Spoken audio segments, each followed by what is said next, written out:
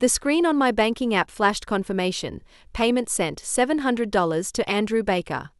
Just like every Monday at 9 a.m. for 8 months straight.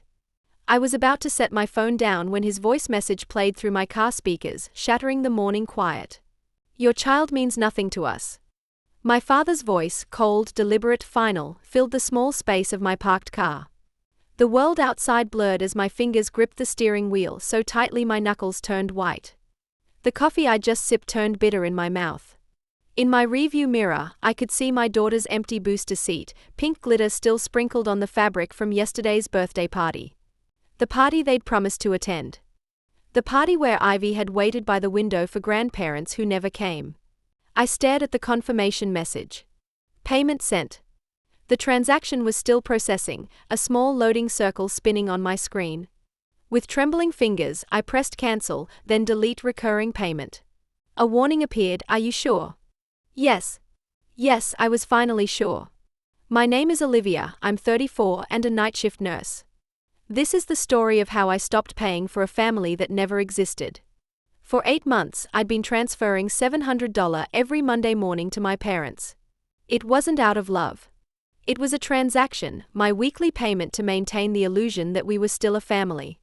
After each exhausting night shift, I'd sit in my car in the hospital parking lot, open my banking app, and send money I couldn't really afford to people who couldn't even pretend to love my daughter.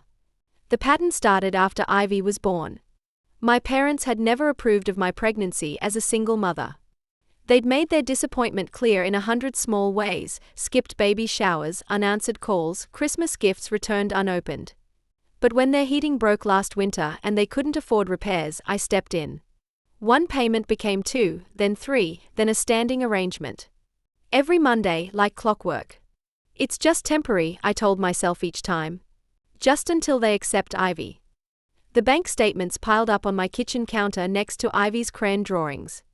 The contrast was stark, her colorful stick figures of a happy family beside the black and white evidence of my desperation to create one. When will Nana and Papa visit? Ivy would ask, twirling in the kitchen, her favorite stuffed elephant clutched to her chest. Soon, sweetie, I'd answer, hating myself for the lie. They're just busy right now.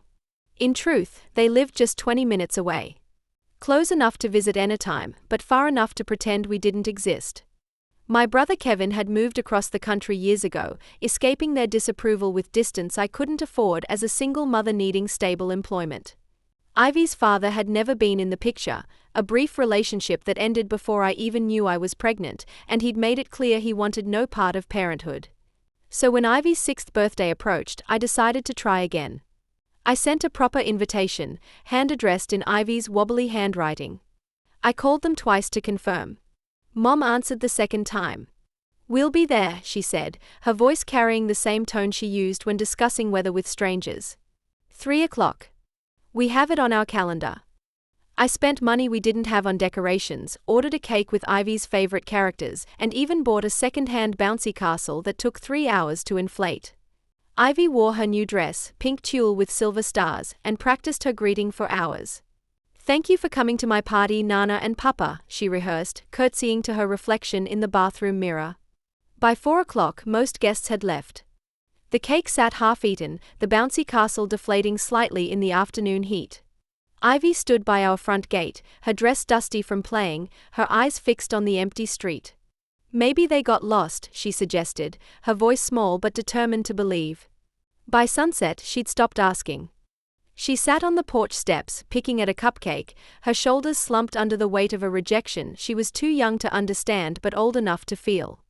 After putting her to bed that night, I found Mom's only acknowledgement, a text sent at 10:13 a.m., "Tell Ivy happy birthday from us." That was it. 6 years of existence reduced to a text without even a period at the end. My hands shook as I called them, not knowing what I expected, an explanation, an excuse, anything to help me explain to Ivy why her grandparents couldn't spare 3 hours for her birthday. Dad answered on the 4th ring. What is it, Olivia? His voice was annoyed, impatient. You promised you'd come today, I said, keeping my voice steady. Ivy waited for you. A pause. We didn't feel like it. Dad, I pressed, she made you cards. She was watching the door all afternoon. Another pause, longer this time. Then 6 words that changed everything: "Your child means nothing to us." The line went dead. I stood in my kitchen, phone still pressed to my ear, listening to nothing. Ivy's birthday cards hung on the refrigerator door, bright colors, crooked letters, a child's hope captured in crayon. The house was silent except for the soft hum of the refrigerator and the distant sound of Ivy's nightlight buzzing in her bedroom. My body moved before my mind caught up. I walked to Ivy's room, watched her sleeping peacefully, her small hand curled around her elephant. "You everything," I whispered, brushing hair from her forehead. "Even if they can't see it." Back in the kitchen, my phone lit up with another message. "Mom, can you order us dinner? Nothing fancy, just Chinese or something. We don't have food in the house." 40 minutes. That's how long it took them to go from erasing my child's existence to asking for takeout. Something crystallized inside me. I didn't respond. Instead, I opened my banking app and began systematically canceling every automatic payment linked to my parents. Utilities, streaming services, grocery deliveries, and finally, the Monday morning $700 transfer. With each deletion, my breathing steadied. By the time I finished, the trembling in my hands had stopped completely. The next morning, as I prepared Ivy's breakfast, my phone rang. Unknown number. "Ms. Harrison? This is Michael from Baker Properties. I'm calling about your parents' rent payment. It hasn't come through, which is unusual." I frowned, wondering how he'd gotten my number. Then I remembered I'd been listed as their emergency contact and payment guarantor on the rental agreement I'd signed when helping them move in last year. "It's not my responsibility anymore. They'll need to handle it themselves." "Oh." A pause. "They specifically said you manage their payments." "I used to," I replied, my voice surprisingly steady. "Not anymore." When I hung up, something shifted inside me, like a weight lifting, a chain breaking. I wasn't their safety net now. Just a woman making breakfast for her daughter. At 10:17 a.m., Kevin called. We hadn't spoken in months. "Liv? Mom says you've lost your mind." I laughed softly. "Define lost." "She said you're cutting them off." "I am." Kevin went quiet for a moment. "Good. I'm done too." I nearly dropped the phone. "What?"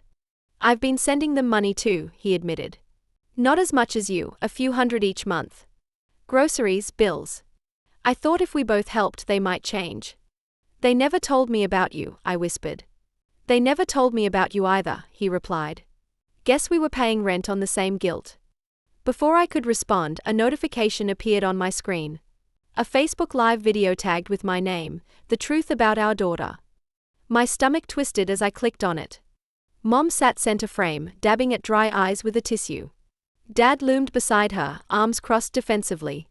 "We've always supported Olivia through everything," Mom sniffled, "but she's spreading horrible lies, telling people we are monsters who refuse to see her child. None of that is true." Dad leaned toward the camera. "She's been forcing money on us for years. She needs help." Then the moment that stopped my breath, Dad held up a printed photo of Ivy in her pink birthday dress and repeated the words he'd said to me, this time broadcasting them to anyone who would listen. "This child does not exist to us." I closed the video, unable to watch more. Within an hour, messages flooded my phone. Friends, distant relatives, even co-workers. "Are you seeing this? Is that your dad? What kind of person says that about a 6-year-old?" I turned my phone off. The silence in my house felt strange, not empty but expectant. Like the pause before a storm breaks. By evening, the video had spread through our small town, igniting fierce debate. Our town only has about 12,000 people, and my parents had lived here their entire lives, serving in the church and participating in community events. News traveled fast, especially when it involved a public figure like my father. Some questioned what I must have done to deserve such treatment. Others called my parents monsters. The congregation at their church, where my father served as deacon, was suddenly divided. Kevin texted, "Don't post anything. Let them choke on their own words." I took his advice. My silence became its own statement. 2 days later, Michael from Baker Properties messaged again, "Your parents have been given 30 days to vacate. I'm sorry it came to this." I didn't reply. I didn't need to. Justice, for once, was working without my effort. The following weekend, 3 days after the eviction notice, my cousin Jada called, her voice tight with barely contained anger. They showed up at the family reunion, she said. Can you believe it? I frowned. They weren't invited. They came anyway, looking for sympathy, she said. Olivia, I'm done pretending. You might want to check Facebook later. An hour later, I did. The video was already climbing in shares, grainy footage from someone's phone. A sunny backyard, picnic tables, plastic cups. My parents stood in the center, Mom speaking to a circle of relatives. No matter what Olivia told you, she said, we love her. And that poor child, she's confused. Jada's voice cut in, sharp and clear. Before or after you said her kid doesn't exist? The camera turned.